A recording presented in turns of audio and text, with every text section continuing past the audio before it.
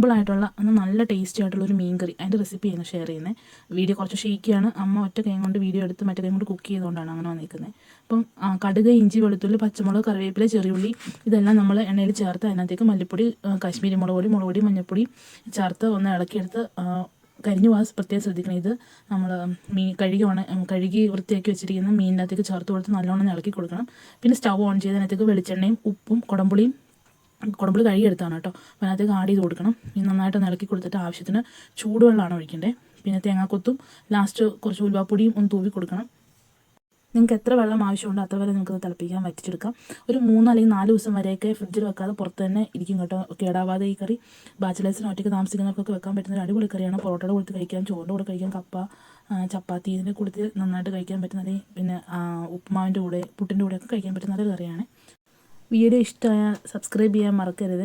അതുപോലെ ഇങ്ങനത്തെ മീൻ കറി നിങ്ങൾ കഴിച്ചിട്ടുണ്ടോ അല്ലെങ്കിൽ നിങ്ങൾ ഉണ്ടാക്കിയിട്ട് എങ്ങനെ ഉണ്ടായിരുന്നു നമുക്ക് കമൻറ്റ് ചെയ്യാൻ മറക്കരുത്.